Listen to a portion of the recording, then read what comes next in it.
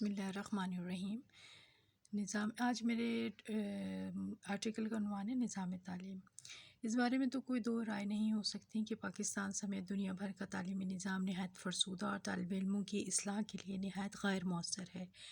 غیر مؤثر میں اس لیے لکھ رہی ہوں کہ تعلیم کا مقصد انسان کو ایک مہذب اور نیک انسان بنانا ہوتا ہے، مگر وائٹ کالر کرائمز کے پیچھے عموماً ڈگری ہولڈر طبقہ ہی ہوتا ہے۔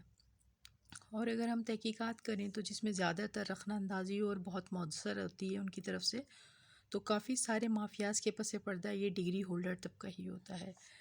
تعلیم یافتہ میں اس لیے نہیں کہہ رہی کہ لفظ تعلیم کی بے عزتی ہوگا، بلکہ میں انہیں صرف ڈگری ہولڈر ہی کہوں گی۔ فرسودہ میں اس لیے کہہ رہی ہوں کہ اسے ثابت کرنے کے لیے کافی ساری مثالیں دی جا سکتی ہیں، مگر میرے خیال سے یہ مثال کافی ہے۔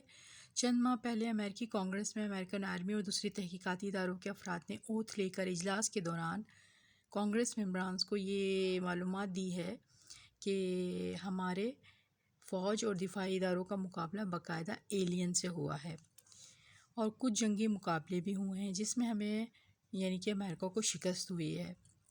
انہوں نے، جو امریکہ کے بہت قابل آفیسرز ہیں، کہا ہے کہ وہ ایلینز ہمارے فزکس کے اصولوں کو فالو ہی نہیں کرتے۔ ہم ان کی اور ان کے ہتھیاروں کی فزکس کو سمجھ ہی نہیں سکے۔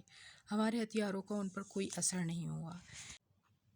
اس سے ہم سمجھ سکتے ہیں کہ اس کائنات میں ہم کہاں کھڑے ہیں۔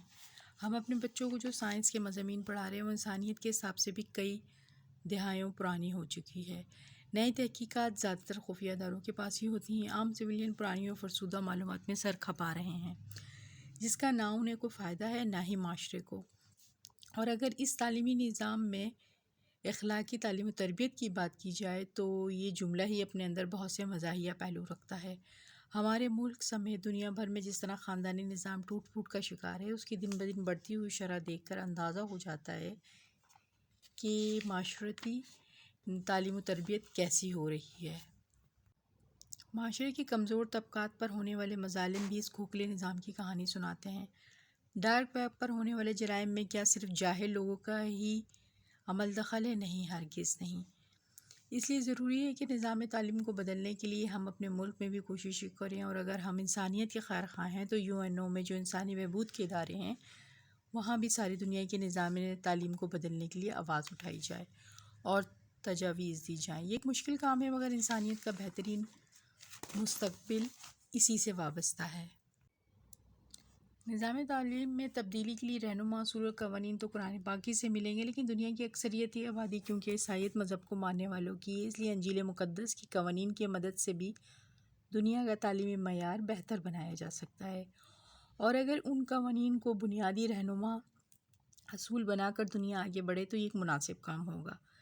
پاکستان کے نظام تعلیم کے لیے بنیادی اور لازمی قوانین تو قرآن پاک ہی سے لیے جانے چاہیے۔